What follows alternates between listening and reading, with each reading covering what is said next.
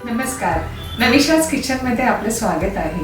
नवरात्रीच्या उपवासासाठी आपण आता चौथी रेसिपी बघणार आहोत, वरीचा उपमा। चला तर मग बघूया कसा करायचा वरीचा उपमा। उपवासाचा वरीचा उपमा करण्यासाठी आपण आता कढईमध्ये तूप घालून घेऊया। तूप गरम झालं की जिऱ्याची फोडणी द्यायची आहे।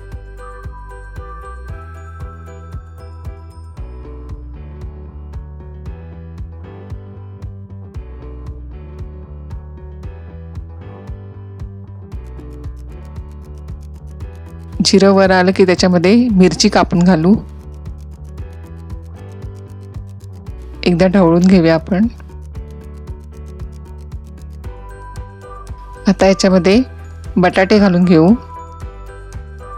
आणि बटाट्या पुरेसं थोडंसं मीठ घालूया, जेणेकरून त्याला पाणी सुटेल आणि बटाटे त्याच्यावरती शिजतील।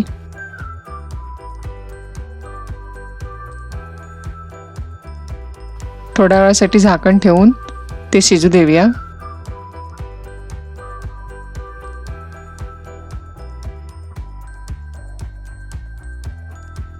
आता बटाटे शिजले आहेत, आपण त्याच्यामध्ये काजू घालूया।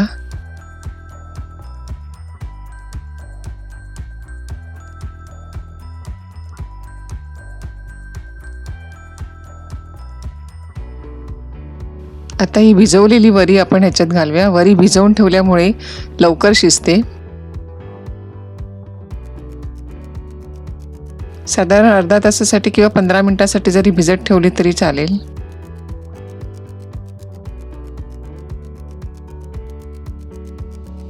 एका बाजूला मी पाणी गरम करत ठेवलं आहे। चवीनुसार मीठ घालू।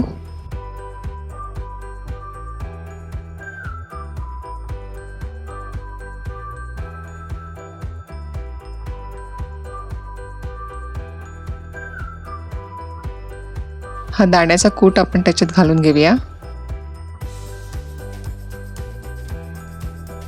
आणि एकजीव करू।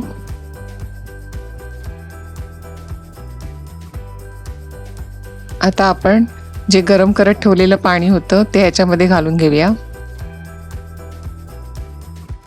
आणि झाकून वरीचा उपमा शिजू देऊ।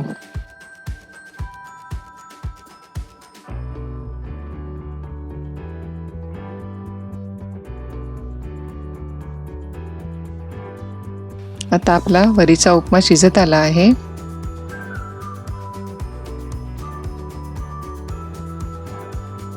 आता त्याच्यामध्ये वरून आपण कोथिंबीर घालू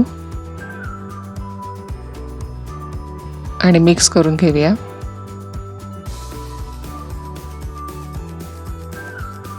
आता आपला हा उपवासाचा वरीचा उपमा तयार आहे।